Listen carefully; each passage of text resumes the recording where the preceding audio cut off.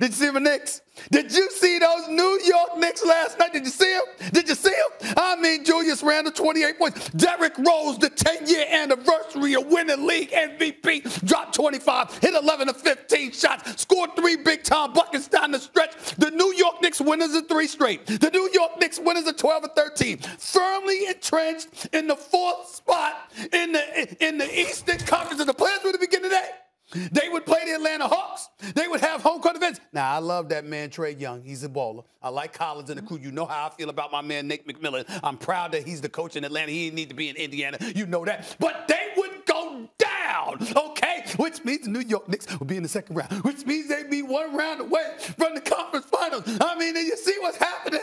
Do you see what's percolating? Brooklyn what?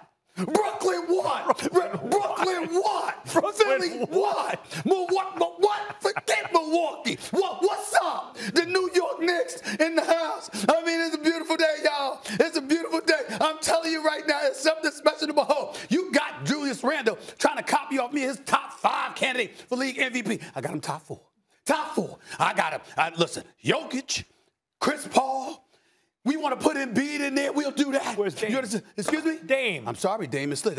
Portland has struggled as of late. It's not his fault, but Portland has struggled as of late. Okay? Julius Randle, player with supposedly with nothing. Evidently, they got something. The #1 defense in the NBA. #1. No, Brooklyn what? Brooklyn what? New York City, baby. Molly. I'm just saying. Julius Randle, obviously also strong, just real revelation for this team this year. We had him on the show last week, Tibbs, and he raved about you. Take a listen to what your star player said behind your back. I think me and him really hit it off just because from the beginning, I saw how serious he took his craft, and he saw how serious I took the craft.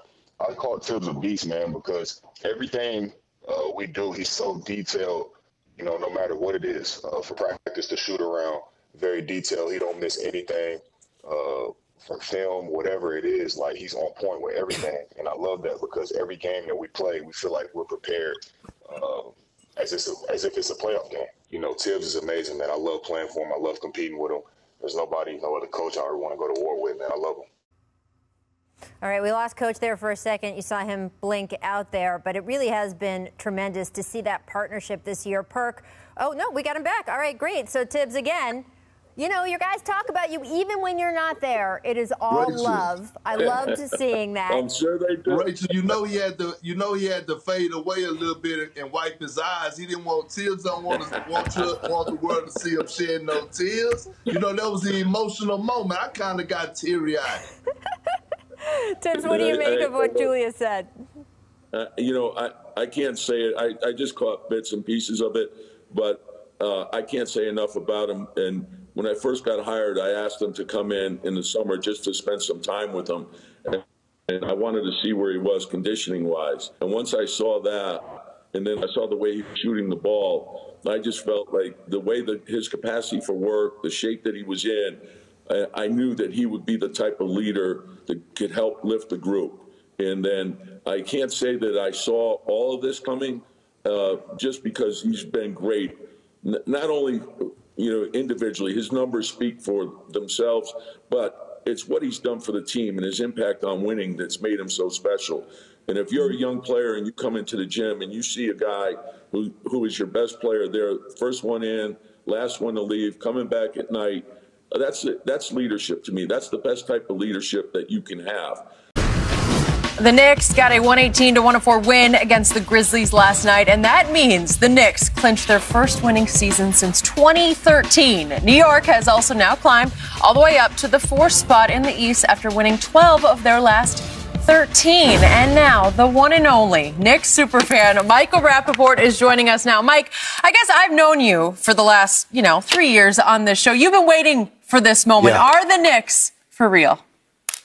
The Knicks are definitely for real. And I've come on this show and I've articulated my pain, my agony. But the Knicks are for real. They're in the 4th. They're the 4th seed in the Eastern Conference. They won 12 out of 13 games. I'll say it again, 12 out of 13 games. They're not scared to play anybody. They're not impressed with anybody. They believe in each other. Okay, they're not on Instagram. They're not worrying about playing tournaments because they secured their playoff spot. He is the guy on this team, and he's the guy that gets them going. You hear Derrick Rose talking, hey, when Randle's coming down, what he's learning, right, is what all great players learn. They learn when to take over, when to facilitate. They learn to fill the game out, right? It's kind of like what Jordan said, right, when they were talking about Jordan, when Doug Collins was talking about Jordan, like, man, you have to get your guys involved. You have to build their confidence up. And when it's time for you to be great, go be great. But if you don't get your teammates involved and make them feel like they're a part of this and this isn't a one-man show, that's the difference in what he did this year opposed to what he did last year. Last year, he was still putting up decent numbers, but he was taking ill-advised shots. But now he's been more efficient, and he's understood how to manage a game. Much like Chris Paul manages a game, he's a point forward, and he's managing the game, and he's allowing everybody else to be comfortable in their skin. And to that, I tip my hat off to him. They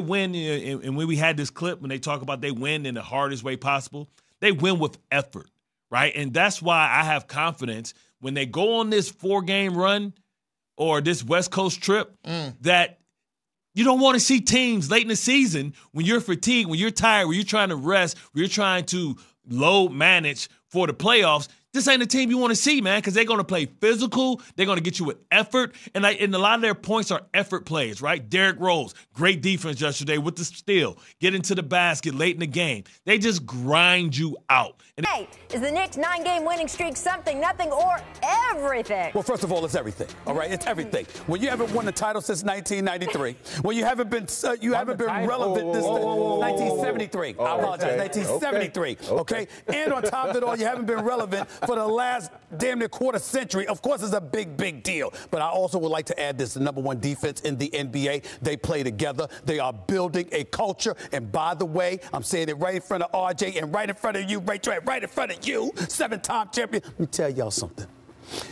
The more the New York Knicks elevate in their level of relevancy, the more pressure it puts on the Brooklyn Nets to win the chip, because the Knicks getting to the second round of the playoffs is a better story than Brooklyn going to the finals and losing. Oh. You heard it here first. Oh.